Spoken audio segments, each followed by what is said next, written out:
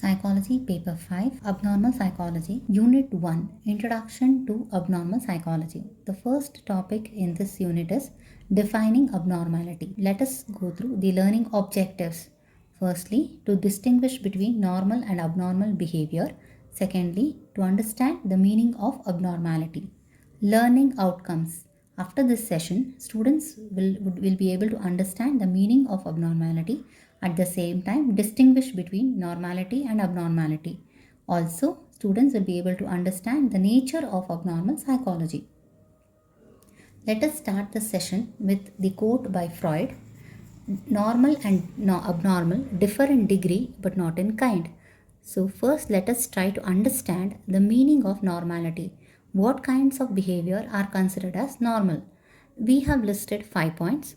Firstly, any behavior that is common and found among the majority will be considered as normal. Those behaviors that will help us to have satisfactory work life and also to earn adequate income will also be considered as normal. Thirdly, those behaviors that will help us to conform to and adjust to the social surroundings will be normal. Fourthly, all those behaviors that will help us have a satisfying and acceptable relationship with other people will also be considered as normal behavior. Lastly, when we talk of emotions, all those behavior that is appropriate to the situation, emotional expression that is relevant to the situation, and emotional control or regulation will also indicate normal behavior. In this slide, we will try to understand what is abnormal. Actually, the meaning of the word abnormal is away from the normal or something that is unusual and atypical kind of a behavior. Here we have listed down a few points. Abnormal behavior or normal behavior will be very much relative to a particular or a given culture. Secondly, if a behavior deviates from the societal norms, then it will be considered as abnormal. Thirdly, if a particular behavior interferes with the well being of either the individual or the group, then also it is an indicator of abnormality. Lastly, unusual behavior that is different from the norm will definitely be an abnormal behavior. In this slide, let us try to define abnormality based on several aspects. Firstly, if a behavior is deviant from the societal expectations and demands, then it can be termed as abnormal. Secondly, statistically infrequent behavior is abnormal.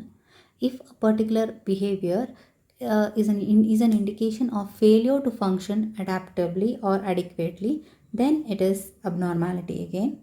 Next, fourthly, if a particular behavior causes pronounced psychological suffering and distress to the person, then it is abnormal. Lastly, if the behavior is deviation from the ideal mental health, then it is considered as abnormal. Now let us try to understand what is abnormal psychology. Abnormal psychology is the systematic study of abnormal behavior. It tries to understand the causes of and the etiology, symptomatology, and the process of mental illness.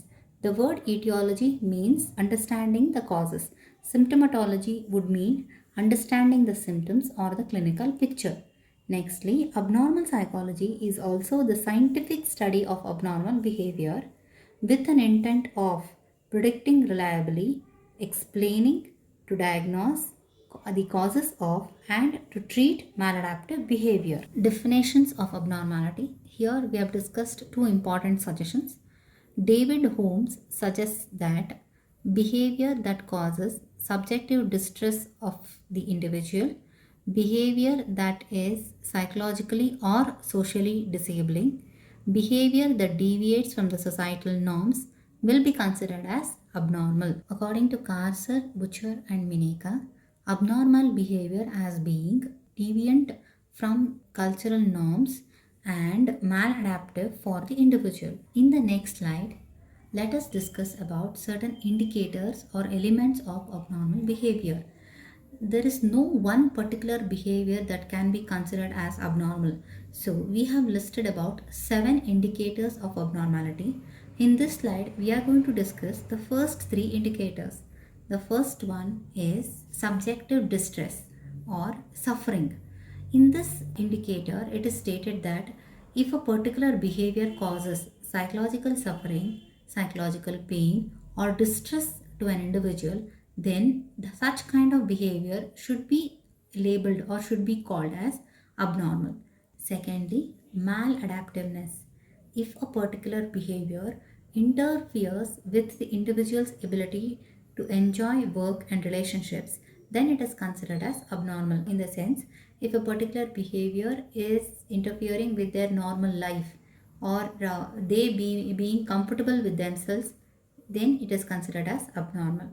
Thirdly, statistical deviancy. We all know about the normal probability curve. If at all a particular behavior is statistically rare and at the same time if it is undesirable, then it is considered as abnormal. But if behavior is statistically rare but high on desirability, then it will be considered as normal. At the same time, a behavior may be statistically common but yet undesirable. Even then, it will be considered as abnormal. In the next slide, let us continue with the indicators of abnormality. Here we are discussing the fourth one, violation of the standards of society. Every society, every culture will have its own social and moral standards. If the behavior adheres to these standards, then it is normal. If it is unconventional and if it is against the standards as set by the society, then such behavior will be considered as abnormal. The next indicator is social discomfort. When people violate or when individuals violate the standards set by the society, it causes a lot of discomfort to those people who are around them. Such behaviors which causes social discomfort, meaning discomfort to other people around, then such behavior will also be called as abnormal. Next one, irrationality and unpredictability. Every society will have certain behaviors that are expected in or considered as appropriate in a particular or a given situation. If at all such behaviors are not present or unorthodox behaviors will be considered as abnormal. The last indicator is dangerousness. If a behavior causes threat or danger to him or her, then it is abnormal. At the same time, if it causes threat or danger to other people around, even then such behavior will be considered as abnormal. So far, we have discussed 7 important indicators of abnormality. In the next slide, let us summarize whatever we have learned in this session. Firstly, we have learned meaning of normality and abnormality. We have distinguished between normal and abnormal. We have understood the nature of abnormal psychology, and in depth we have gone through the indicators of abnormality. Thank you.